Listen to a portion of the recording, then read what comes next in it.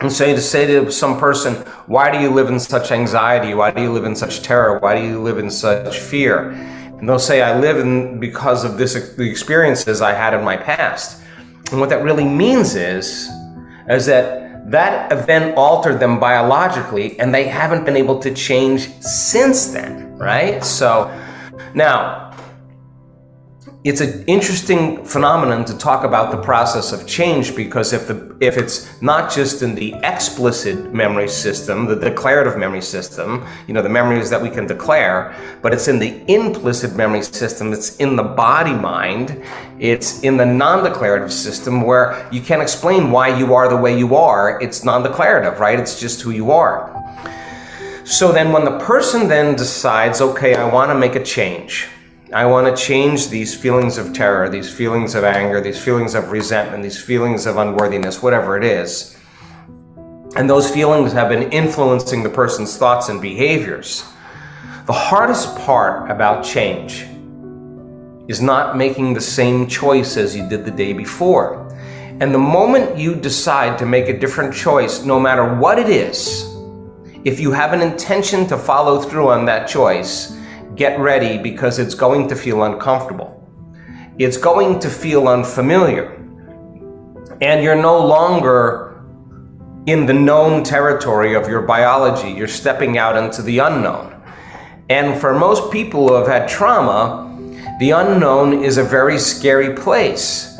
So the person who lives in trauma is always in their mind anticipating many times the worst thing that could happen to them based on their past experience.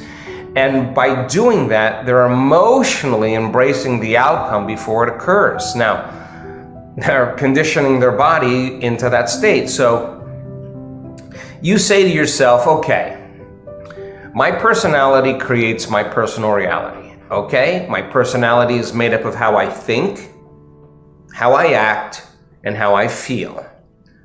So the present personality who's listening to this podcast has created the present personal reality called their life. Okay, so if I want to change my life, if I want to change my personal reality, I'm going to have to change my personality.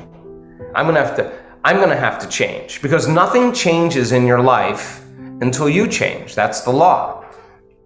So then the person says, okay, I'm not going to think these thoughts that are connected to the memories of my past, or I'm not going to think these self-depreciating thoughts. I am not going to complain or blame or make excuses or feel sorry for myself or judge anybody. I want to change all that. It's not making me happy. And these emotions of fear, of anxiety, of worry, depression, these emotions are emotions that are connected to my past. So I'm going to stop. Every time I notice that I feel those emotions, I'm going to become aware that I'm feeling them. Now, this is the first step to change, and neuroscience is called metacognition. You got to observe yourself from a different state, not as the programmed self, but the program is being unconscious that you're that way, and you got to become conscious of your unconscious self. So now, the moment you decide to choose differently, well, the first hour goes by really well. And then about the second hour, all of a sudden your body is looking for its same familiar emotions. And the body starts influencing the mind, and it starts saying, come on, you're never going to change. It's your ex's fault. You're not worth it. It didn't work before. This doesn't feel right. It's my mother's fault. All of those sub-vocalizations is the body trying to influence the mind to feel the same emotions so that you can return back to the same self, right? And so this is where the battle begins, because some people would rather cling to their pain or their suffering than to live in that unknown place. Now, what we've discovered is that that unknown is the biological death of the old self. You're not firing and wiring the same circuits in the same way because you're not having the same thoughts. You're not making the same choices. You're not doing the same things. You're not creating the same experiences. You're not feeling the same feelings. And you're leaving the known territory into this void, this unknown. And For most people, they'll return back to what's familiar than take a chance and possibility. But right there, what we've discovered, you have to leave the known to create something new. You can't create anything new from the known.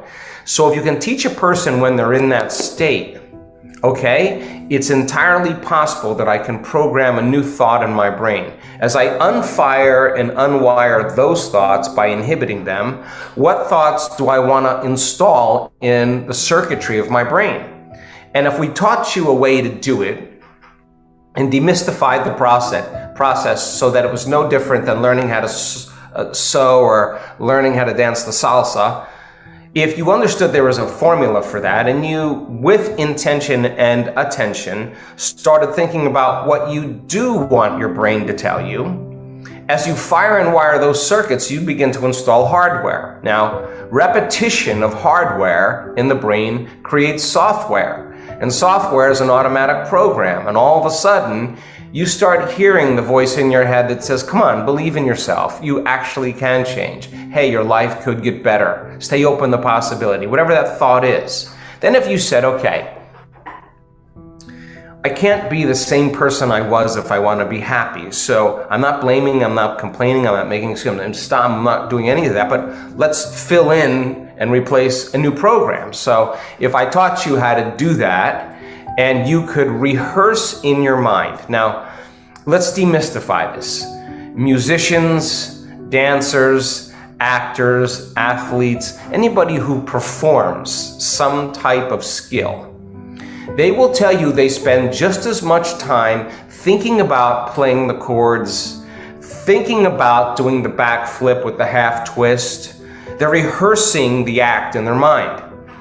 So the research on mental rehearsal shows if you ask yourself, how am I going to be with my kids? How am I going to be when there's chaos? How am I going to be in the next Zoom call? How am I going to be with my partner at the end of the day? What would greatness look like today? If you asked yourself that question and you closed your eyes and rehearsed doing it in a scene, the research on mental rehearsal says if you do that properly in the present moment, your brain won't know the difference between the real life experience and what you're imagining. Now, the brain is typically a record of the past. It's a repository of memories that we have from things we learn and experience. When you rehearse a new way of being, you're installing new neurological hardware in your brain to look like you did it or experienced it. Now it's no longer a record of the past. You're priming your brain to be the map of the future. Do it over and over again and fire and wire the same circuits, and then all of a sudden it becomes a software program, and it makes sense then that you should behave that way. No magic there.